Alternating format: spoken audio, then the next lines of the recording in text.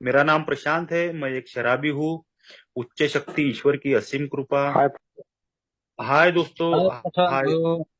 हाय दोस्तों, सभी को मेरा सादर प्रणाम। उच्च शक्ति ईश्वर की असीम कृपा, अल्कोहलिक अनोनिमस की पवित्र मीटिंग और आप लोगों की सुंदर फेलोशिप।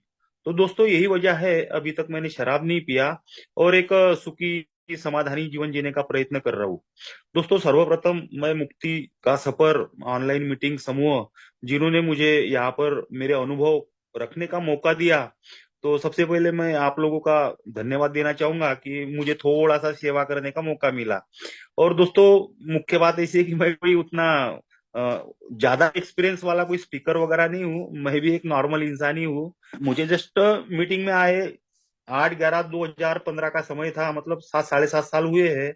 और दोस्तों, उसमें से भी 3 से 4 साल लगे मुझे इस मद्यपान नाम की बीमारी को समझने के लिए कि ये बीमारी कितनी चतुर चालाक और धूर्त है। दोस्तों, सबसे पहले मैं अपना थोड़ा सा पीछे का बैकग्राउंड बताना चाहूंगा। दोस्तों, क्या बात थी कि मैंने मौज मस्ती के खातिर शराब को पीना शुरू किया था और उसमें भी मेरे दोस्तों का साथ था। लेकिन दोस्तों, शराब पीते पीते उन दोस्तों में से कुछ दोस्त शराबीपन के बीमारी की वजह से मर भी गए। और कुछ दोस्त जो बीमार हुए तो वो अभी भी विकलांग या फिर मेंटली डिसऑर्डर इस तरह की वो बीमारी से ग्रसित है, या फिर वो बेड पे पड़े हुए हैं दोस्तों।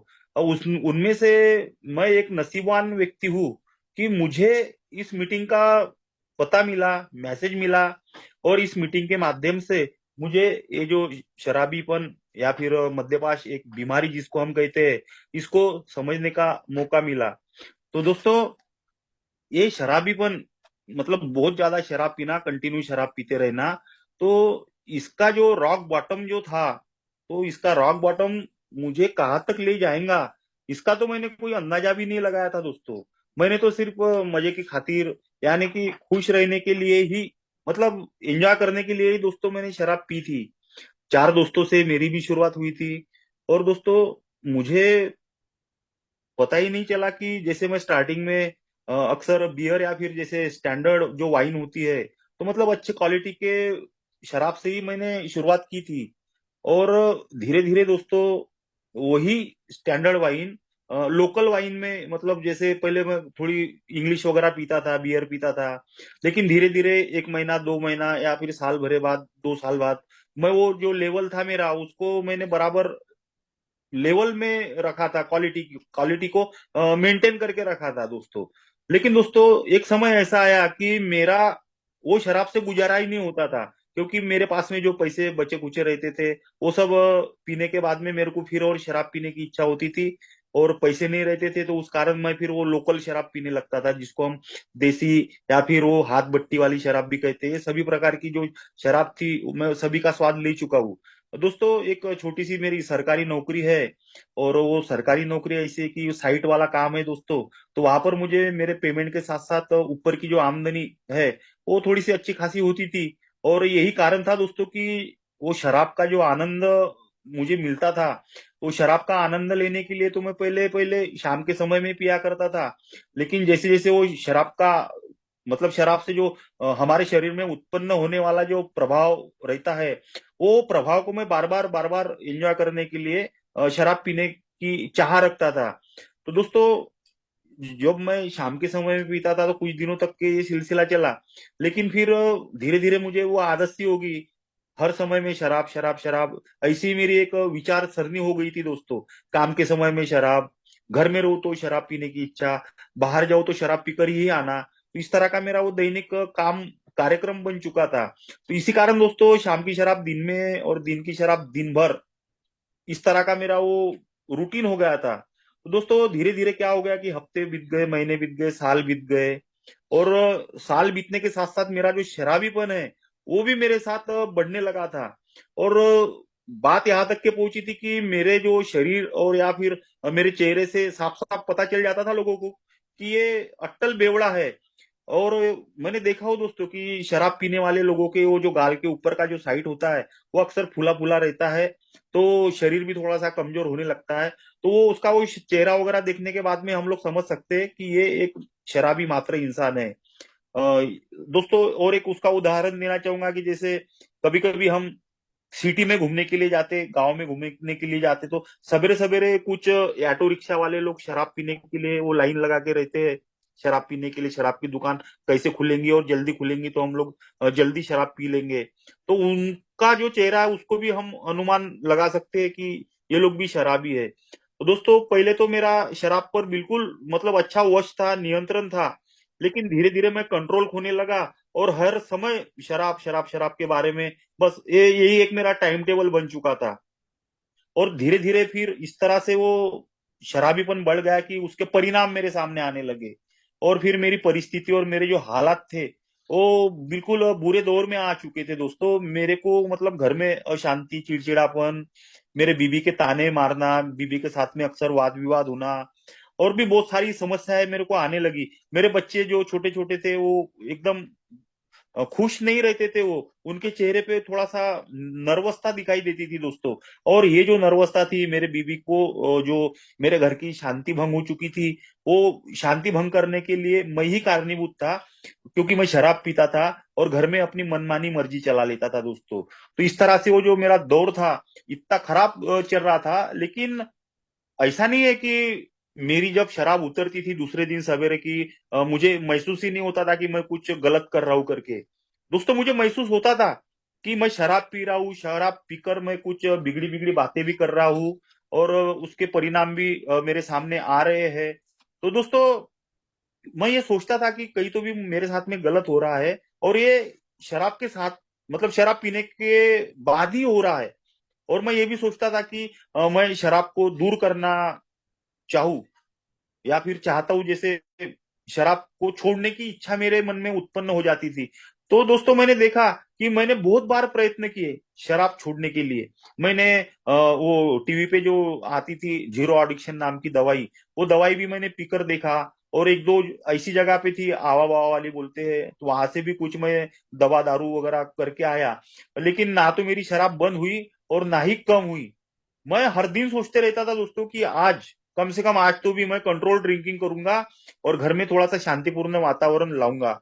लेकिन दोस्तों जैसे ही मैं शराब का जो पहला पैग रहता था वो पी जाता था ना, तो मेरे साथ में, मेरे बॉडी के साथ में एक अजीब सी गड़बड़ हो जाती थी।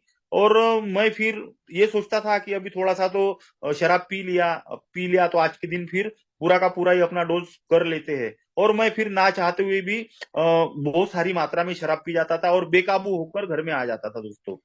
तो दोस्तों ये जो बीमारियां जो हो है, तो ये बीमारियां तो मैंने भी बहुत सारी सुनाई, मतलब सुन के रखी थी, जिसको हम कैंसर, लकवा या टाइफाइड, टीबी वगैरह वगैरह जो भी बीमारियां है, ये सभी बीमारियां दोस्तों मैंने सुन के रखी थी।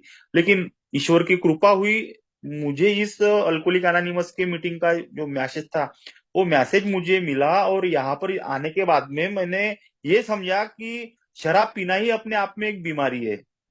और मैं पूरी तरह से अभी इस शराब पे डिपेंड हो चुका हूँ। मुझे इस पीरियड में बहुत से लोगों ने समझाया भी दोस्तों कि शराब छोड़ दो, शराब बहुत ज्यादा मात्रा में पी रहे हो, बोले प्रशांत भाई तुम। लेकिन दोस्तों मुझे जो बाहर के लोग जो है ना, उन्होंने किसी ने भी नहीं बताया कि एक प्रकार की ये बीमारी है, और ये बीमारी के अंतर्गत मैं एक बहुत अट्टल शराबी बन चुका हूँ। दोस्तों यहाँ पर मीटिंग में आने के बाद में मुझे ये भी बताया गया कि 3-4 डिजीज है, और इसके 3 प्रमुख पार्ट मुझे यहाँ पर बताए गए।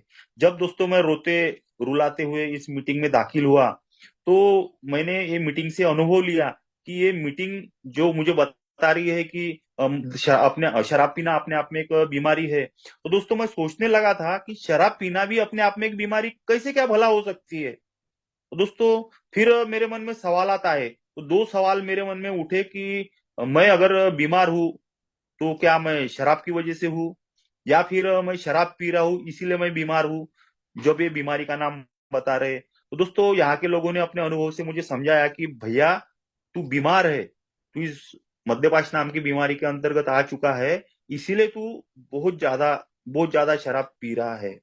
तो दोस्तों यहाँ पर मुझे ये बीमारी को समझने के लिए बहुत सारे अनुभव भी ढूंढने की गरज गिरी, सुनने की गरज गिरी। मैं दोस्तों लगातार मीटिंग वगैरह करते रहा, क्योंकि ये मीटिंग मुझे इतनी अलग तरीके से आकर्षित कर रही थी कि ये जैसे बीमारी है, और इसके कुछ पार्ट भी बताए गए, मानसिक आकर्षण, शारीरिक एलर्जी, नैतिक अधपतन। तो दोस्तों ये मुझे फिर बहुत आकर्षित करने लगी। और यहाँ फिर मुझे बताया गया कि अगर मान लीजिए 100 लोग शराब पीते हैं, तो 100 लोगों में से 85 लोग ऐसे हैं कि वो इस बीमारी के कैटेगरी में नहीं आते हैं। वो मतलब कंट्रोल मात्रा में शराब पीते हैं, जिसको हम वोकेशनल ड्रिंकर, प्लानर ड्रिंकर या फिर कंट्रोल ड्रिंकर बोल सकते हैं।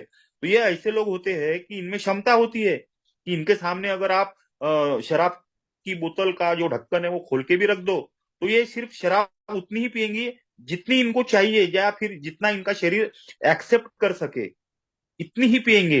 लेकिन बाकी के जो 15 लोग हैं 100 लोगों में से, तो ये 15 लोग इस तरह से है कि वो बिल्कुल कंट्रोल मात्रा में शराब पी नहीं सकते। एक बार उनके सामने वो शराब की बोतल का ढक्कन खोल के रख दो, तो वो पूरी की पूरी बोतल ही घटक जाएंगे। तो इस तरह के वो दो मेरे को फर्क बताए गए यहाँ पे। और मुझे ये भी बताया गया कि भाई तू सोच कि तू उन 85 लोगों में आता है कि 15 लोगों में आता है। दोस्तों मैंने अपनी छानबीन की, तो छानबीन के अंतर्गत मेरे को पता चला कि मैं 85 लोगों में नहीं आता। मैं सिर्फ ये 15 लोगों में आता हूँ कि जो शराब की बोतल का ढक्कन खोलना जानता है, लेकिन उसको बंद करना नहीं जानता। क्योंकि मैं हेवी ड्रिंकर बन चुका था और मैं लगातार दारू दारू शराब शराब इसी के बारे में सोचता था और पी भी जाता था। तो दोस्तों इसमें मेरे को बताया गया कि ये बीमारी को हम पहचानेंगे कैसे। तो दोस्तों इस बीमारी को पहचानने के लिए मुझे बताया गया कि सबसे पहले इस बीमारी को जानना जरूरी है। और इस बीमारी को जानने के लिए इसको हमको सविस्तर से सुनना पड़ता है, उसको समझना पड़ता है। तब जाके दोस्तों ये जो बीमारी है किस कैसी मतलब प्रोग्रेसिव है, किस तरह से इसको चालाक चतुर जानलेवा बीमारी कहा गया है, तो इसके बारे में मुझे समझ में आता है दोस्तों। तो दोस्तों इसको पहचानने के लिए मेरे को ये बताया गया है कि इसके कुछ अंग होते हैं। जैसे हमारी बॉडी है, तो हमारी बॉडी के हाथ पैर नाक कान सर ये सभी होते। तो इसी तरह से दोस्तों इस बीमारी के भी अंग बताए गए, तो जिसमें से इसको बताया गया कि ये प्रोग्रेसिव बीमारी है, मतलब बढ़ते जाने वाली बीमारी। दूसरा इसका अंग बताया गया दोस्तों इनक्यूरेबल, कभी ना दुरुस्त होने वाली बीमारी, मतलब लाइलाज बीमारी बताया गया दोस्तों इसको। तीसरा अंग बताया गया फेटल। फेटल का मतलब मुझे बताया गया कि ये जानलेवा बीमारी है, ये धीरे धीरे आपको मौत की तरफ लेके जाती है, इस तरह की ये बीमारी है। और उसके बाद में दोस्तों मुझे बताया गया कि अनप्रेडिक्टेबल, मतलब जिस बीमारी का हम अनुमान अनुमान नहीं लगाया जा सकता, मतलब अंदाजा नहीं लगा सकते, ऐसी खतरनाक बीमारी। और उसके बाद में वो दोस्तों मुझे समझाया गया कि ये निगेटिव थिंक वाली भी बीमारी है। अब निगेटिव थिंक का विचार मतलब गलत विचार, नकारात्मक विचार, इस तरह के विचार, मतलब जो बुरे बुरे विचार मेरे मन में लाने वाली ये बीमारी है। इस तरह से दोस्तों मुझे बीमारी के बारे में ऐसा कुछ सविस्तर बताया गया। लेकिन साथ साथ मुझे ये भी बताया गया कि इन बीमारी को पहचानने के लिए हमको इसके जो 3 पार्ट बताए गए हैं, वो 3 पार्ट को भी समझना बहुत जरूरी है। उसमें से पहला पार्ट बताया गया दोस्तों फिजिकल एलर्जी, मतलब फिजिकल एलर्जी मेरा शारीरिक खिंचाव। तो उसको बताया गया दोस्तों कि जैसे ही मैं शराब का जो पहला घूंट है मैं पीता हूँ, पहला घूंट ही मेरे शरीर के अंदर में जाता है, तो मेरा शरीर पट्ट के साथ एक्टिव हो जाता है, प्रतिक्रिया देने लगता है, अपने धुन में आ जाता है, क्योंकि मुझे थोड़ा थोड़ा नशा होने लगता है। तो इसको बताया गया फिजिकल एलर्जी। और फिजिकल एलर्जी के अंतर्गत मुझे ये बताया गया कि मैं जब भी थोड़ी सी शराब मेरे पेट में डालता हूँ, तो फिर मुझे और शराब पीने की इच्छा होती है। और ये एलर्जी के तहत मैं वो बहुत सारी मात्रा में शराब पी जाता हूँ। तो दोस्तों ये एलर्जी क्या होती है, इसके बारे में भी मेरे को समझाया गया दोस्तों। एलर्जी मतलब कुछ ऐसी चीजों का हमारे साथ में होना कि जो चीजें हम अंदर में लेते हैं, तो उसके बाद में हमारे शरीर में कुछ अलग सा बदलाव होता है। तो दोस्तों मुझे जैसे बताया गया कि मान लीजिए कि अगर एक बस है और बस में कुछ लोग बैठे हुए हैं, वो सफर कर रहे हैं। तो अगर 50 लोग वहां पे बैठे, तो 50 के 50 लोग वो सफर के दौरान उनको वोमिटिंग नहीं होती, कुछ ही लोगों को वोमिटिंग होती है। तो उसको जो एलर्जी का पार्ट बताया गया वो वहां पे बताया गया है कि जो लोग वोमिटिंग करते हैं सफर के दौरान, या फिर मान लीजिए कि हम मोटरसाइकिल चला रहे और कोई डस्ट वगैरह हमारे नाक में जाती है, तो हमें छींके बहुत सारी आती है। तो ये एलर्जी का पार्ट बताया गया। मतलब थोड़ी सी मात्रा में अगर मैं शराब पीता हूँ तो मेरा शरीर बहुत सारी शराब पीने के लिए बेचैन व्याकुल हो जाता है। तो ये फिजिकल एलर्जी का जो पार्ट बताया गया, तो उसका एक लक्षण भी बताया गया, रेस्टलेस। रेस्टलेस का मतलब मुझे बताया गया दोस्तों, बेचैनी, व्याकुलता। मतलब हर समय यही विचार मेरे मन में आता है कि शराब पीऊं और शराब मुझे कैसे मिलेंगी। बस यही मैं बेचैनी में रहता था, यही मेरी व्याकुलता रहती थी दोस्तों। दोस्तों इसका सेकंड पार्ट, दूसरा पार्ट बताया गया, मेंटल ऑब्सेशन, जिसको हम मानसिक खिंचाव, जुनून बोल सकते हैं, या फिर किसी वस्तु के लिए पागल हो जाना। मतलब एक ऐसा जो विचार हमारे मन में आता है ना, तो फिर दूसरा विचार वो मन में आता ही नहीं। इस तरह का दोस्तों ये मेंटल ऑब्सेशन, जिसको हम मानसिक आकर्षण बोला गया है दोस्तों। तो ये मेंटल ऑब्सेशन को अगर हम थोड़ा सा डिटेल में अगर जानने की कोशिश करते हैं, तो मेरे को समझ में आता है कि शराब ना पीते हुए भी मेरे मन में शराब पीने की इच्छा उत्पन्न हो जाती है। मान लीजिए कि अगर मैं नौकरी वाला इंसान हूं, तो नौकरी करने का एक फिक्स टाइम होता है, 10 से, सवेरे के 10 से शाम के 6 बजे, मतलब कोई भी 8 घंटा आप लोग ड्यूटी कर सकते हो। तो दोस्तों मैं जब 10 बजे ड्यूटी पे जाता हूँ और 6 बजे मेरी छुट्टी की समय हो जाता है, तो ये 5 बजे से ही दोस्तों मेरे मन में एक प्रकार की घंटा बजने लगती है। मेरा मन बिल्कुल व्याकुल होने लगता है कि नहीं यार, अभी 6 बजेंगे, मैं रास्ते से निकलूंगा, एक नीप लूंगा, आधी नीप वहीं पे मारूंगा और आधी नीप मैं अपने घर में ले जाके मारूंगा। मतलब इस तरह का मेरे पास विचार आता है। देखिए दोस्तों, मैं तो ऑफिस में हूँ, ऑफिस का काम कर रहा हूँ, ड्यूटी पे हूँ, लेकिन मेरा जो मन है वो कहाँ पे आकर्षित हो रहा है, शराब, बियर बार की तरफ, शराब खाने की तरफ। तो ये इस तरह का जो विचार होता है, तो ये जब विचार करता हूँ ना मैं, तो कोई दूसरा विचार मेरे मन में आता ही नहीं। तो ये विचार का भी मतलब, ये पार्ट का भी एक लक्षण बताया गया, इरिटेबल। इरिटेबल का मतलब चिड़चिड़ापन, जल्दी से उत्तेजित हो जाना जिसको बोलते हैं, उतावलापन जिसको बोलेंगे हम। तो इस तरह का ये मानसिक आकर्षण के तहत दोस्तों मेरे को लक्षण यहाँ पर समझाया गया। और इसका तीसरा और मुख्य पार्ट बताया गया दोस्तों, स्पिरिचुअल बैंक्रप्सी, मतलब आध्यात्मिक शून्यता। इसका मतलब भी समझाया गया दोस्तों मेरे को कि ईश्वर से दूर हो जाना। दोस्तों जब मैं ईश्वर से दूर हो जाता हूँ, ईश्वर को नहीं मानता हूँ, तो मेरे साथ में फिर अघटित घटनाएं, जिसको मैं सोच भी नहीं सकता, ऐसी घटनाएं मेरे साथ में होने लगती है। मतलब मैं अपने मूलभूत कर्तव्यों को भूल जाता हूँ। जैसे मैं किसी का भाई हूँ, मैं किसी का पति हूँ, मैं किसी का बाप हूँ, किसी का बेटा हूँ, तो मैं ये सब होने के नाते मेरे भी कुछ अपने कर्तव्य है दोस्तों, कि मैं वो कर्तव्य पूरा करूँ। तो दोस्तों मैं ये कर्तव्य को भूल जाता हूँ और सिर्फ एक ही कर्तव्य मानता हूँ कि शराब पीना और शराब पीकर घर में आना और घर की शांति जो है वो भंग करना। तो इसको दोस्तों स्पिरिचुअल बैंकरप्सी, मतलब आध्यात्मिक शून्यता, नैतिकता का अधपतन कहा गया दोस्तों। तो इसका भी मेरे को यहाँ पर एक लक्षण समझ में आता है, डिसकंटेंट, मतलब अस्थिरता। मेरे शरीर में, मेरे मन में एक असंतुष्टि का भाव निर्माण हो जाता है, निराश होना जिसको बोला गया है दोस्तों, क्योंकि मैं शराब पीता हूँ, अपने कर्तव्य को भूल जाता हूँ। और जब मेरी शराब उतरती है तो मुझे पता चलता है कि यार, मेरा मेरे बच्चों के प्रति जो लगाव था, मुझे जो प्यार करना था, मुझे जो मेरे बीवी के साथ में जो व्यवहार करना था, वो व्यवहार मैं कर नहीं पाता। तो इसको दोस्तों आध्यात्मिक शून्यता है, मतलब ईश्वर को ना मानने के कारण ही ऐसा हो सकता है। तो इसको नैतिकता का अधपतन होना, ऐसा मुझे यहाँ पर समझाया गया है दोस्तों। दोस्तों इसका बीमारी, जिसको मध्यपाश नाम की जो बीमारी बोली गई है ना, तो इसका आचरण भी होता है। ये भी मेरे को यहाँ पे समझ में आया कि ये बीमारी भी आजकल मतलब व्यवहार करने लगती है। तो इसका आचरण या व्यवहार कौन सा है? झूठ, चोरी, धोखा, बेईमानी करना। मतलब दोस्तों परिणाम का विचार किए बिना कुछ भी, किसी भी हद को पार करने की इच्छा का यहाँ पर निर्माण होना, ये मेरे को आध्यात्मिक शून्यता, मतलब नैतिकता का अधपतन जिसको बताया गया है, ये हो जाता है दोस्तों मेरा। इसके साथ साथ दोस्तों ये बीमारी जो बड़ी चतुर, चालाक, गंभीर बताई गई ना, तो इसका एक कैरेक्टर भी है। इसको बहुत से लोग या फिर बिग बुक में लिखा भी है कि ये बीमारी कनिंग, बफलिंग और पावरफुल है। कनिंग का मतलब यहाँ पर मेरे को समझाया गया, कपटी, मायावी, चतुर और चालाक, घोटाले में डालने वाली बीमारी बताया गया दोस्तों। बफलिंग मतलब चौंकाने वाली, हम जैसे शराबी को सोच में गिराने वाली। या फिर हम जो शराब वगैरह पीते हैं, तो कभी कभी हम शराब छोड़ने का जो निर्णय लेते हैं, विचार करते हैं, तो उसमें जो बीमारी है ना, ये बाधा उत्पन्न करती है, हमको मजबूर कर देती है कि भाई तू शराब मत छोड़, शराब ही तेरा एकमेव रास्ता है, शराब भी तेरे को जिंदा रख सकती है। और बताया गया पावरफुल, पावरफुल का मतलब बताया गया दोस्तों शक्तिशाली। ये मतलब इतनी शक्तिशाली है कि मैं इससे अकेला, मेरे विल पावर से मुकाबला नहीं कर सकता दोस्तों। इतनी ये पावरफुल बीमारी मेरे को बताई गई दोस्तों। यहाँ पर मेरे को जैसे बताया गया फिजिकल एलर्जी, मेंटल ऑब्सेशन। तो ये जो मेंटल ऑब्सेशन और फिजिकल एलर्जी, ये कैंची के दो पाते ऐसे बताए गए हैं कि उसके बीच में मैं वहां पे फंसा हुआ हूँ।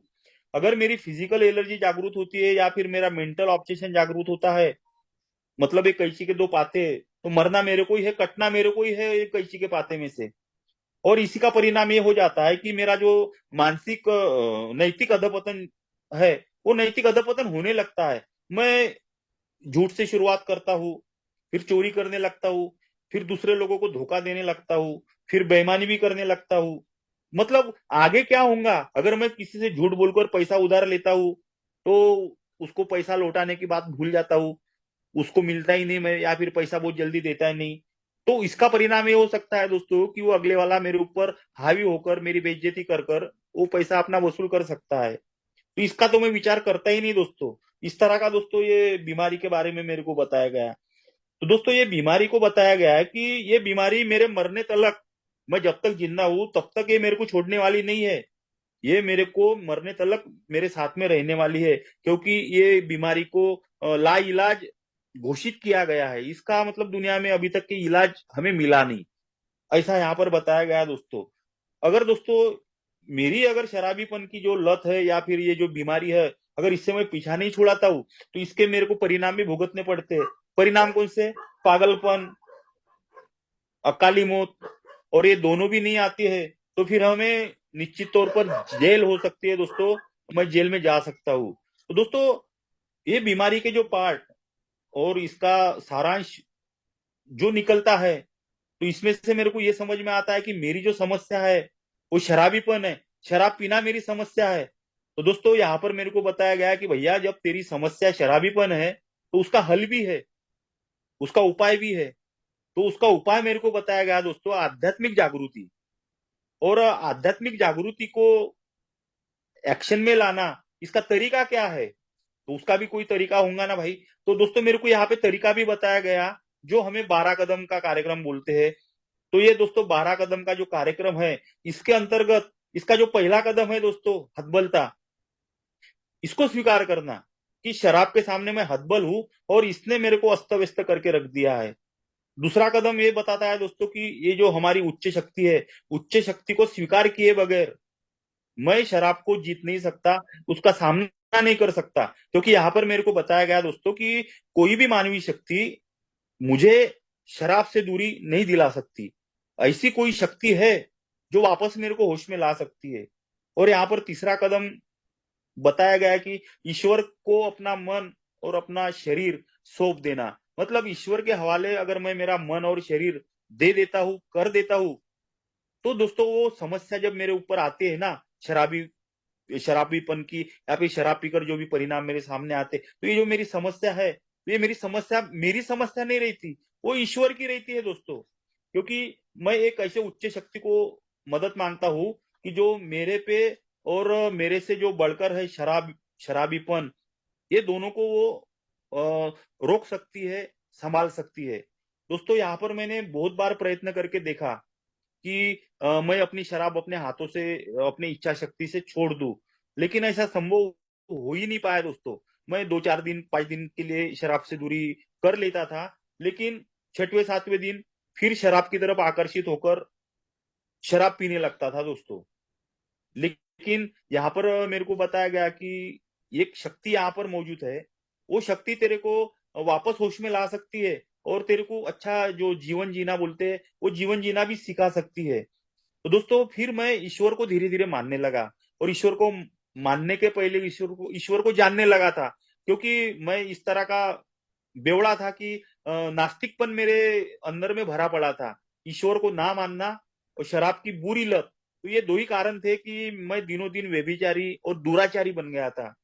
हर तरह से टूट गया था दोस्तों। मेरे दोस्त लोग भी मेरे से रिलेशन तोड़ गए थे, मेरे परिवार वाले मेरे से रिश्ता तोड़ गए थे। इवन मेरी बीबी जो मेरा मेरा साथ निभा रही थी, वो भी काफी हद तक बिल्कुल समाधानी नहीं थी। वो यही सोचती थी दिन रात कि मेरे पति की अगर ये शराब की जो समस्या है, अगर ये शराब की समस्या नहीं छूटी, तो मेरा और मेरे बच्चों का क्या हो जाएगा? ये आदमी पीते-पीते मर जाएगा, मैं और मेरे बच्चे जो है रास्ते पे आ जाएँगे। तो इस तरह के दोस्तों मेरे बीबी के विचार थे, जो मेरी बीवी मेरे को हर बार समझाने का प्रयत्न करती थी कि आशु के पप्पा अब तो भी शराब कम कर दो, नहीं तो छोड़ दो। नहीं छोड़ सकते तो कम तो भी करो, लेकिन इतनी सारी मात्रा में शराब पीना बेकार है। आप बीमार गिर जाओगे, आपका इलाज होता है, नहीं होता भगवान जाने। लेकिन आप किसी ना किसी रोज एक्सीडेंट होकर या फिर और कुछ होकर मर भी सकते हो। फिर मैं इन दोनों बच्चों को लेके कहाँ जाऊँगी और क्या करूँगी? क्योंकि आजकल भाई-भाई को नहीं होता। तो मेरा यहाँ पे कौन है जो तुम मेरे को मतलब यहाँ पर ब्याह के लाए हो, तो तुम्हारा कर्तव्य है कि मेरा और बच्चों का जो पालन पोषण है वो जिम्मेदारी तुम्हारी है, तो ये तुमने निभाना चाहिए। तो दोस्तों इस तरह के सवालात मेरे ऊपर डालती थी मेरी बीवी। लेकिन मैं वो थोड़ी देर के लिए उसको हाँ से हाँ लगा देता था और उसके बाद में दोस्तों मैं फिर से बाहर टहलने के लिए गया या फिर मार्केट में गया, तो फिर वो शराब मेरा ध्यान खींच लेती थी अपनी तरफ और मैं ना चाहते हुए भी वो शराब को पी जाता था, क्योंकि पीना ही पड़ता था दोस्तों, क्योंकि मेरी वो शारीरिक स्थिति और मानसिक स्थिति इस तरह से दोस्तों कमज़ोर हो चुकी थी कि मैं लाख बार सोचूँ कि मेरे को कल से शराब नहीं पीना है, मैं अभी शराब नहीं पीऊँगा। लेकिन फिर भी मेरे को ना चाहते हुए पीना ही पड़ता था। क्योंकि दोस्तों मेरा शरीर दिन-रात कंटिन्यू कंटिन्यू शराब पीते-पीते बदल चुका था। वो फिर से एक्सेप्ट नहीं कर रहा था कि मैं शराब से दूर हो जाऊँ। सोते, उठते, बैठते शराब, ये मेरी सोच में रहती ही थी दोस्तों। दोस्तों ये मध्यपाश नाम की जो बीमारी थी, तो इसको समझने के बाद में दोस्तों मैं और मीटिंगें करने लगा। और मीटिंगें करते-करते दोस्तों वो शराब की तरफ, मतलब शराब का जो शराबीपन था, वो मेरे अंदर से कुछ हद तक कम होते गया। क्योंकि मेरे को ना ये प्रोग्राम को डिटेल में जानने की और उत्सुकता निर्माण हो रही थी। परिणाम स्वरूप दोस्तों मैं किताबें पढ़ने लगा, बिग बुक है, डेली थॉट है, लिविंग सोबर है। तो कुछ हद तक दोस्तों मैं वो किताबें पढ़ने लगा और कुछ हद तक दोस्तों मैं मीटिंगें भी करने लगा। तो परिणाम ये हो गया कि मुझे एक दिन के आधार पर धीरे-धीरे शराब से छुटकारा मिलते गया दोस्तों, मतलब मेरी रिकवरी होती गई। मुझे ये कहने में बड़ा अच्छा लग रहा है कि डब्ल्यूएचओ, जिसको वर्ल्ड हेल्थ ऑर्गेनाइजेशन कहते हैं ना, तो ये वर्ल्ड हेल्थ ऑर्गेनाइजेशन के अनुसार शराब की वजह से ना दोस्तों दुनिया भर में हर साल 30 लाख लोगों की मौत हो जाती है। और हमारा देश, जिसको भारत, जहाँ पे हम लोग रहते हैं, तो हमारे देश में 5 लाख लोग शराब की वजह से हर साल अकाल मौत मर जाते हैं। और इन लोगों में अधिकतर दोस्तों वो लोग होते हैं कि उस दिन वो लोग ये तय करके घर से निकलते हैं कि आज हम बिल्कुल सेफ और कंट्रोल ड्रिंकिंग करेंगे, मतलब सीमित मात्रा में शराब पिएंगे। लेकिन दोस्तों वो लोग ऐसे होते हैं कि वो एक बार शराब पी लेते हैं थोड़ी सी, तो फिर उनको सुध नहीं रहती, नियंत्रण में नहीं रहते वो लोग और काफी सारे मात्रा में वो शराब से अपना कंट्रोल खो देते हैं। इस तरह के लोग दोस्तों देखे हैं हमने यहाँ पे भारत में। दोस्तों हम देखते हैं कि जब 5 लाख लोग हर साल हमारे देश में मर रहे हैं शराब से, तो अगर उसका एवरेज निकाला जाए तो हर 1 मिनट में 1 से ज़्यादा लोगों की शराब से मौत हो रही है। ऐसा उसका थोड़ा-सा निकलता है सारांश दोस्तों। दोस्तों व्यक्ति जब बीमार होकर या फिर शराब पीकर बीमार होता है, तो सबसे पहले वो डॉक्टर के पास में जाता है और डॉक्टर उसको कुछ दवाई देकर कहता है कि भाई आज के बाद शराब नहीं पीना और शराब पियोगे तो मर जाओगे। लेकिन होता कैसा है दोस्तों कि डॉक्टर ने बताने के बाद में भी कि मैं शराब अगर पी जाऊँ तो मैं मर सकता हूँ, तो फिर भी मेरे जैसा शराबी शराब पीने को अपने आप से रोक नहीं सकता। और इसी को मतलब शराब पीने से अपने आप को ना रोक पाने का कारण ये नहीं है कि शराब पीना जैसे मैं छोड़ना नहीं चाहता या फिर शराब को मैं क्या बोलूँ, शराब पीकर मेरी मौत हो सकती है। तो इसका कारण दोस्तों मेरे को यहाँ पे समझ में आता है कि लगातार शराब पीते रहने के कारण दोस्तों एक समय के बाद में मेरी मेंटल, मतलब मानसिक स्थिति और मेरा जो शरीर, ये दोनों के दोनों शराब पर निर्भर हो जाते हैं। और फिर जब ये मेरा शरीर और मेरा जो मन जब शराब पर निर्भर हो जाता है ना, तो मैं चाह कर भी खुद को शराब पीने से नहीं रोक सकता, फिर भले ही मेरी मौत क्यों ना हो जाए। दोस्तों दोस्तों मैंने प्रोग्राम के माध्यम से ये भी अनुभव किया, या फिर हम समझ सकते हैं कि मैंने बिग बुक में पढ़ा और पेपर वगैरह में भी आता है। अमेरिका जो आज के कंडीशन में बहुत पावरफुल देश है, तो अमेरिका ने 1920 में शराब को 10 साल के लिए बैन कर दिया था दोस्तों। और अमेरिका ने शराब पीने पे, शराब पिलाने पे, शराब बेचने पे प्रतिबंध लगा दिया था। लेकिन दोस्तों उनको ना ये बारे में, ये काम में सफलता नहीं मिली। और उन्होंने क्या किया, 13 साल बाद वो बंदी जो वो प्रतिबंध था, वो 13 साल बाद मतलब 1934 में वो प्रतिबंध हटा दिया। और 1934 में ही देखिए दोस्तों चमत्कार कैसे हुआ कि हमारे को फाउंडर बिल डब्ल्यू साहब ये भी शराब पीते थे, अट्टल दर्जे के शराबी बन चुके थे। उनका जो जीवन था वो तहस नहस होने के कगार पे था। तो उनको आत्म साक्षात्कार हुआ, जिसको हम लोग सेल्फ रियलाइजेशन ऐसा भी बोलते हैं। और उन्होंने, जब उनको आत्म साक्षात्कार हुआ, तो उन्होंने नशा छोड़ने के बदले में एक सुरक्षित कार्यक्रम, जो हमारे जैसे बेवड़े को एक अच्छा बना सके, तो सुरक्षित कार्यक्रम बनाने का निर्णय लिया। तो दोस्तों उन्होंने ये सोचा कि ये ऐसा मैं प्रोग्राम बनाना चाहता हूं कि शराबी को शराब के बिना ही सुखी और खुशहाल जीवन जीने के लिए, बिताने के लिए ये प्रोग्राम उनको सफलता दे सके दोस्तों। और ये जो उनका निर्णय था ना, तो ये बिल्कुल कारीगर साबित हुआ है दोस्तों। तो दोस्तों इस प्रोग्राम को जब उन्होंने रचा, मतलब ये प्रोग्राम की जब स्थापना की उन्होंने, तो उनको सबसे पहले एक चीज की अत्यावश्यकता गिरी। उनको ऐसा लगा कि जो अपने से, मतलब मैं तो मानवीय शरीर हूँ, मेरी शक्ति कुछ कुछ हद तक दोस्तों मेरा साथ दे सकती है। लेकिन मेरे से बढ़कर भी अगर कोई शक्ति अगर मुझे यहाँ पर प्राप्त हो जाए, तो फिर मैं इस समस्या से निपट सकता हूँ, सामना कर सकता हूँ। तो दोस्तों उन्होंने फिर वो उच्च शक्ति, जिसको हाई पावर हम बोलते हैं, ईश्वरीय शक्ति बोलते हैं, तो इस ईश्वरीय शक्ति को खोजने के लिए ये प्रोग्राम में एक ईश्वरीय शक्ति की रचना की, हायर पावर को निर्माण किया दोस्तों, कि वो हायर पावर मेरे जैसा शराबी जब मेरी शराब छूट जाए, या फिर शराब से जब मेरी दूरी बन जाती है, तो फिर मेरे मन में ना एक प्रकार का थोड़ा सा गड्ढा सा महसूस होने लगता है। ऐसा लगता है कि सुना सुना लग रहा है। तो ये मेरा सुनापन भरने के लिए मुझे यहाँ पर ईश्वरीय शक्ति को खोजने के लिए यहाँ पर उन्होंने वो ईश्वरीय शक्ति की रचना की। और मैं जब उस ईश्वरीय शक्ति को मानने लगता हूँ, तब दोस्तों मुझे समझ में आता है कि ये जो मेरी बीमारी है, ये कितनी असहाय और असाध्य है, लाइलाज बीमारी है दोस्तों। तो यहाँ पर मैं अगर भगवान का, उच्च शक्ति का, या फिर ईश्वर का सहारा लेता हूँ, तो ये लाइलाज बीमारी से दोस्तों मैं बच सकता हूँ एक दिन के आधार पर। और दोस्तों ये जब प्रोग्राम रचते रचते दोस्तों उन्होंने डॉक्टर बॉब साहब का भी सहारा लिया था। तो दोस्तों फिर उन्होंने देखा कि ये जो 12 कदम है, तो ये 12 कदम के अंतर्गत अगर मेरे जैसा शराबी एक्शन लेता है, तो इस मद्यपान नाम की जो बीमारी है, तो ये बीमारी से वो एक दिन के आधार पर बच सकता है। तो दोस्तों मैंने देखा यहाँ पे कि ये 12 कदम तो मेरे को पहले पहले तो बड़े कठिन लगे थे। मैं सोचता था कि मैं ले पाऊंगा कि नहीं ले पाऊंगा, मैं शराब छोड़ पाऊंगा कि नहीं छोड़ पाऊंगा। कुछ बहुत सारे सवालात मेरे मन में आने वाले थे दोस्तों, और आ भी रहे थे।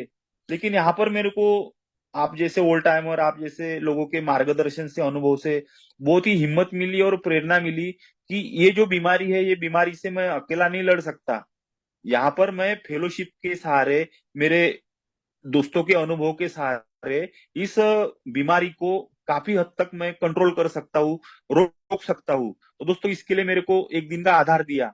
एक दिन का आधार मतलब 24, एक दिन में 24 घंटे होते हैं, और मैं ये 24 घंटे के लिए ही अपने को जिंदा हूँ ये मान के चलूं। तो दोस्तों एक दिन के आधार पर मेरे को छोटी छोटी टिप्स दी गई। यहाँ पर मुझे एक्शन लेने के लिए बताया गया कि आपको घर से बाहर जाना है तो खाना खाकर ही निकलो, या फिर बाहर में जाते हो तो कुछ आपके शराबी दोस्त आपको मिल सकते हैं, आपको शराब पीने के लिए मजबूर कर सकते हैं। तो ऐसे समय में आप एक गोलियों का 5-10 रुपए का पैकेट जो है वो जेब में रखा करो, ताकि आप अपने दोस्तों को बताया करो कि भाई मेरी दवाई चालू है और मैं दवाई के ऊपर शराब पीऊंगा तो रिएक्शन हो सकता है। तो इसीलिए दोस्तों मैं आज के दिन शराब नहीं पीना चाहता। इस तरह की बातें मैं अपने दोस्तों से कर सकता हूँ और एक दिन के आधार पर इस शराब से बच सकता हूँ। तो दोस्तों मैं ये एक्शन लेने लगा, मैं ये समझने लगा, मैं ये जानने लगा दोस्तों कि ये लाइलाज बीमारी है और ये बीमारी मेरे को मरे तलक छोड़ने वाली नहीं है, और जब मैं मरूंगा तभी ये बीमारी मेरा पीछा छोड़ेंगी। तो दोस्तों मैंने एक दिन के आधार पर ही इस तरह का जो दैनिक क्रम है, ये छोटे छोटे टिप्स है, ये मैं अपने आचरण में लाने लगा, व्यवहार में लाने लगा। और दोस्तों देखते देखते मेरे को सफलता आने लगी। पहला दिन, दूसरा दिन, चौथा दिन, छठवां दिन, करते करते महीना बीत गया। दोस्तों मैं 8/11/2015 को अल्कोहलिक एनोनिमस के इस मीटिंग में आया था। देखते ही देखते दोस्तों मेरे 2.5 साल निकल गए, और वो 2.5 साल इतने बढ़िया, खुशनुमा और बिल्कुल अच्छे तरह से गुजरे कि मेरे घर में सुख और शांति दोनों वास करने लगी। मेरे घर की जो बिगड़ी परिस्थिति थी वो धीरे धीरे सुधरने लगी। और देखते देखते दोस्तों मैंने 2.5 साल पूरे किए। लेकिन वो कहते हैं ना कि ये चतुर और चालाक, गंभीर, जानलेवा बीमारी है, ये मेरे को कब घोटाले में डालेंगी ये मैं बता नहीं सकता, इसका अनुमान नहीं लगा सकता, इसका अंदाजा नहीं लगा सकता। तो दोस्तों मैंने देखा कि 2.5 साल जैसे मेरे अच्छे गुजरे तो मेरे में थोड़ा सा अहंकार जाग गया।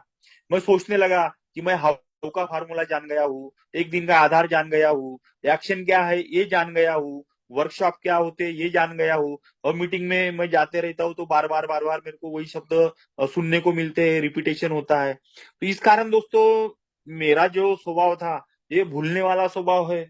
तो इस कारण दोस्तों मैं थोड़ा सा अहंकारी होकर इस मीटिंग से दूर होने लगा। मेरे को ये लगा कि मैं तो समझ गया हूँ कि ये सब कुछ 3 पार्ट है इसके, प्रोग्रेसिव है, पेनफुल है, पावरफुल है, गंभीर, चतुर, चालाक। तो ये सब कुछ जान गया हूं मैं, अभी तो मैं शराब नहीं पी सकता था। तो ओवर कॉन्फिडेंस के चक्कर में मैं मीटिंग बंद कर दिया। दोस्तों महीना, 4 महीना तो मैं मीटिंग से दूर रहा, अच्छे से दूर रहा। लेकिन 4-5 महीने होने के बाद में एक मेरे साथ में हादसा हुआ, और वो हादसे के अंतर्गत फिर से शराब का प्याला मेरे हाथ में आ गया। और मैं देखते ही देखते दोस्तों वो शराब पी गया।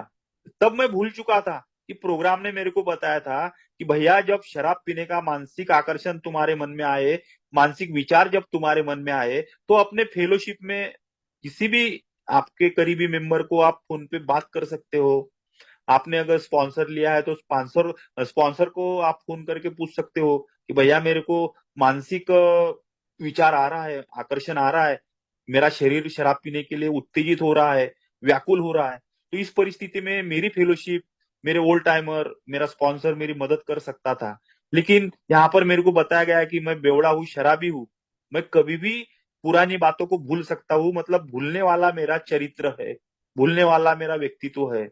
और ऐसे परिस्थिति में दोस्तों मैं भूल गया कि मुझे किसी मेंबर से बात करनी है, मुझे मेरे स्पॉन्सर से फोन पे अगर मैं चर्चा करता तो उतना मेरा समय टल जाता था।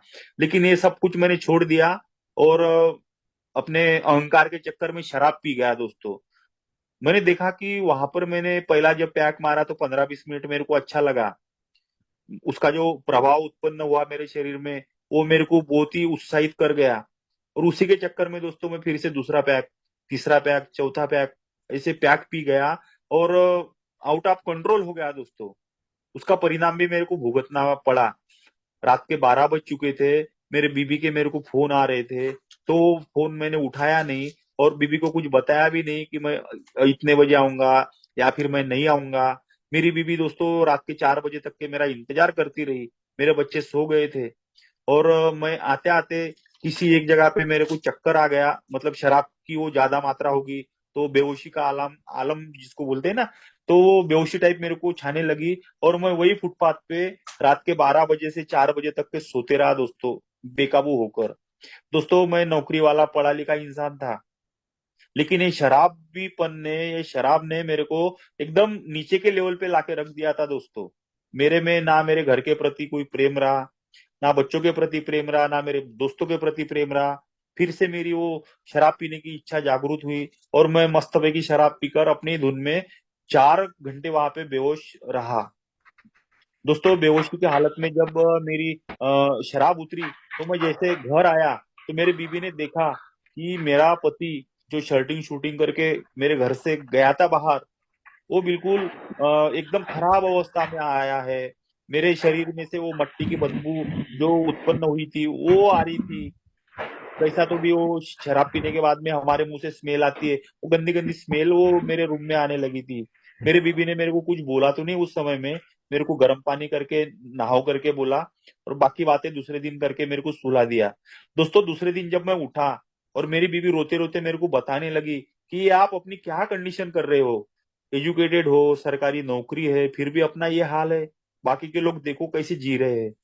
तो दोस्तों मुझे इतना वहां पे फीलिंग महसूस हुआ कि मैं क्या बताऊं दोस्तों।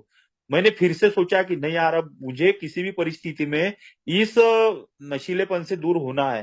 तो दोस्तों मैंने फिर से अल्कोहलिक एनोनिमस की मीटिंग ज्वाइन की। तो मुझे आप लोगों ने ठुकराया नहीं, लेकिन मेरे को ये बताया कि अपने अनुभव से ही सीखने का ये प्रोग्राम है, और जब तक अपने अनुभव से आप सीखोगे नहीं तब तक आप इस बीमारी को मानोगे नहीं। तो दोस्तों मेरा भी हाल यही था।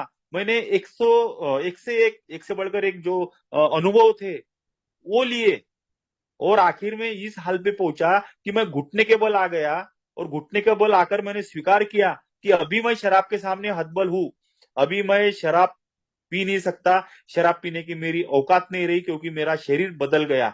मेरा शरीर पहले दूध था, अब दही बन गया, और मैं कितना भी चाहूं तो ये फिर से दूध नहीं हो सकता।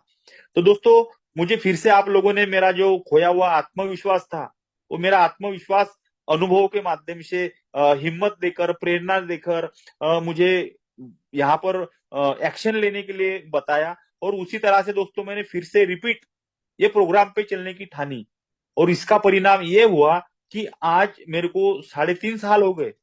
एक दिन के आधार पर दोस्तों मैं कंटिन्यू शराब से दूर हूँ। आज दोस्तों मेरे बीबी के चेहरे पे एक खुशी झलकती है। मेरी बीबी जब भी बाहर कहीं जाती है तो उसके चेहरे पे मुस्कुराहट झलकती है। तो यहाँ पर मेरे को बताया गया है कि मेरी जो सोबराइटी है वो मेरे परिवार के चेहरे पे झलकना चाहिए। ठीक वैसा ही हो रहा है। मेरे को सिर्फ शर्त इतनी बताई गई कि आपको सिर्फ प्रामाणिक रहना है, और वो भी अपने आप से। यहाँ पर तुमको देखने के लिए कोई आने वाला नहीं है, आपको सिर्फ आपको ही देखना है, और आपको सिर्फ आपका ईश्वर देख रहा है, बस इतना आप मान के चलो। दोस्तों मैंने वैसा ही किया, और नॉट एट के तहत मैं रुक गया। मैंने यहाँ पे देखा दोस्तों कि अपने अल्कोहलिक एनोनिमस के मीटिंग में 3 टाइप के लोग होते हैं जो शराब छोड़ने के लिए आते हैं ना, शराब से दूर होने के लिए। तो मैंने देखा कि यहाँ पे 3 टाइप के लोग आते हैं हमारी मीटिंग में। पहले टाइप के लोग वो होते हैं दोस्तों कि वो पहली मीटिंग में आते हैं, पहले मीटिंग में ही ईश्वर की कृपा होती है, और पहले मीटिंग में ही उनको क्लिक हो जाता है कि नहीं यार, ये शराबीपन जो है ये जानलेवा है, और मेरे को इससे बचना है। तो पहले दिन से ही शराब से तौबा कर लेता है। दूसरे टाइप का व्यक्ति देखा दोस्तों मैंने कि वो शराब भी पीता है, मीटिंग में भी आता है, शराब भी पीता है, मीटिंग में भी आता है, लेकिन आता जरूर है। क्योंकि यहाँ पर मेरे को एक बात ये भी बताई गई कि हमारे मीटिंग का एक ऐसा नियम है कि इस मीटिंग का कोई नियम ही नहीं। तो दोस्तों मैं यहाँ पर अगर शराब पीने के बाद में भी आता हूँ तो मेरे को यहाँ के फेलोशिप धुतकारने वाली नहीं, भगाने वाली नहीं है। वो तो फिर से मेरे को गले लगाकर यहाँ पर मेरे को प्रेम देने वाली है। तो ऐसा करते करते दोस्तों महीना, 6 महीना, 1 साल उनको लगता है, लेकिन वो शराब से दूरी पा लेते हैं। तो वो दूसरे टाइप के लोग हैं। और तीसरे टाइप के लोग वो भी देखा मैंने कि वो सीधा ऊपर जाकर ही मानते हैं। वो शरीर मीटिंग में अगर 10 बार भी आएंगे, 20 बार भी आएंगे, साल भर भी आएंगे, फिर भी वो सुधरने वाले नहीं होते। तो ये ऐसे लोग सीधे ऊपर जाकर ही शराब से दूरी पा लेते हैं। तो मैंने जब देखा कि मैं ये दूसरे टाइप के व्यक्तित्व वाला व्यक्ति हूँ, मेरा सेकंड राउंड है। तो दोस्तों सेकंड राउंड मेरा भले क्यों ना हो, लेकिन मैं अपने ईश्वर को बहुत बहुत धन्यवाद देता हूँ कि उसने मेरे को दोबारा जीने के लिए मौका प्रदान किया। दोबारा जीने के लिए कोई मौका प्रदान नहीं करता दोस्तों। कोई बोलता है कि पहली गलती माफ, दूसरी गलती माफ, लेकिन तीसरी गलती कोई माफ नहीं कर सकता। तो ये विचार मेरे मन में आया है कि अगर मैं तीसरी बार, अगर इतना समझने के बाद में, इतना सोचने के बाद में भी अगर शराब को दूर नहीं कर सकता, तो फिर मेरी मौत निश्चित ही है। मुझे फिर ईश्वर भी नहीं बचा सकते। मैं तो ईश्वर का धन्यवाद देता हूँ कि ईश्वर ने मेरे को सेकंड श्रेणी में ही सही, लेकिन शराब से तो दूरी दिलाई। आज मेरे घर में हर जगह पे रौनक है दोस्तों। पहले तो मैं घर में टिकता ही नहीं था। सवेरे सवेरे बच्चों को छोड़ने का रहता था, 8:30 8:15 बजे स्कूल में, नहा धो के अपना निकलता था, बच्चों को छोड़ दिया तो दिन भर दोस्तों मैं वो शराब के भट्टी पे पड़ा रहता था। इधर ड्यूटी पे जाऊं नहीं जाऊं, क्योंकि मेरी ड्यूटी साइट वाली रहती थी, तो साहब लोगों के मेरे को सिर्फ फोन आते थे और फोन पे ही मेरा काम चल जाता था, क्या समस्या है क्या नहीं है। तो ये सब कुछ मेरे साहब लोग यहाँ पे विजिट देने के लिए नहीं आते थे, तो इसी कारण दोस्तों मेरा जो कॉन्फिडेंस लेवल था वो बढ़ चुका था। और मैं ऑन ड्यूटी पे भी शराब पीने लगता था, क्योंकि मेरे को डांटने वाला बोलने वाला साहब तो नागपुर में बैठा है, मैं यहाँ पे कुछ भी कर सकता हूँ। तो दोस्तों ये जो परिणाम मैंने देखे, और वो परिणाम देखने के बाद में फिर इसकी जो रिकवरी थी, ये रिकवरी देखी, तो ये रिकवरी के अंतर्गत दोस्तों मेरे को इतना समाधान मिला कि भगवान ने मेरे को एक सिलेक्टेड, यहाँ पे बोलते हैं ना दोस्तों कि हमारे अल्कोहलिक एनोनिमस की मीटिंग में सिलेक्टेड शराबी ही आते हैं, जो ईश्वर के चुने हुए बंदे होते हैं। तो मैं ये सोचता हूँ कि ईश्वर ने मेरे को इस प्रोग्राम में लाने के लिए चुना और मुझे एक बेहतरीन जीवन जीने का मौका दिया। तो ये बेहतरीन जीवन जीने का मौका मैं क्यों छोड़ू? मेरे अंदर में चरित्र दोष है, जिसको हम 7 डेडली सिंस बोलते हैं। तो ये चरित्र दोषों, जब मैं शराब पीता हूँ तो उफान मारते रहते हैं, ये मुझे गलत काम करने के लिए प्रवृत्त करते हैं। आज मैं सीख गया कि ये चरित्र दोषों को भी मैं एक दिन के आधार पर दबा सकता हूँ, इसको इसकी क्षमता मेरे अंदर आ चुकी है। अभी दोस्तों मैं निरंतर प्रेयर करता हूँ, मुझे पता है कि मुझे 24 घंटे में एक मीटिंग करना है। तो दोस्तों मैं 24 घंटे में एक मीटिंग करता हूँ, इसका अर्थ मेरे को ये भी बताया गया कि हमारी फोन की जो बैटरी रहती है 1 घंटे में चार्ज हो जाती है, और हमारा फोन 23 घंटे के लिए फ्री हो जाता है, वो मेरे साथ में रहता है। तो इसी तरह से दोस्तों मैं ये 1 घंटे की जब मीटिंग करता हूँ, तो मेरे अंदर में दिन भर के जो भी निगेटिव थॉट है, वो निगेटिव थॉट बाहर चले जाते हैं, और सकारात्मक विचार, पॉजिटिव थॉट मेरे अंदर में आ जाते हैं। तो ये थॉट, मेरी जो क्षमता है, मेरा जो विश्वास है, मेरा जो आत्मविश्वास है, ये बढ़ाने में काफी मददगार होते हैं। दोस्तों यहाँ पर मुझे बताया गया कि ये जो आध्यात्मिक प्रोग्राम है, और हमारी जो बीमारी है वो मानसिक है, हमारे मन को लगी हुई है, हमारे चरित्र को लगी हुई है। तो ये मानसिक बीमारी को हम इस आध्यात्मिक प्रोग्राम के माध्यम से ही दूर कर सकते हैं, छुटकारा पा सकते हैं। दोस्तों मैं जब स्टार्टिंग में मीटिंग में आया था, तो मुझे ऐसा लगा कि यहाँ पर ईश्वर का वगैरह नाम लेते हैं, ईश्वर की कृपा बोलते हैं, ईश्वर को धन्यवाद देते हैं। तो मैं ये समझ गया था कि ये कोई धार्मिक प्रोग्राम है, और मुझे इतना मालूम था कि धर्म का मतलब धार्मिकता से होता है, और धार्मिकता का जो संबंध है वो अंधश्रद्धा से होता है, कर्मकांड से होता है। तो ये कर्मकांड और अंधश्रद्धा वगैरह मेरे को चलती ही नहीं थी, तो इसीलिए दोस्तों मैं थोड़ा सा ये प्रोग्राम से दूरी बनाने की सोच रखा था। लेकिन मेरे को यहाँ पे आप लोगों ने समझाया कि भैया ये प्रोग्राम ना तो राजनीतिक है और ना ही धार्मिक है, ये प्रोग्राम आध्यात्मिक है, स्पिरिचुअल है।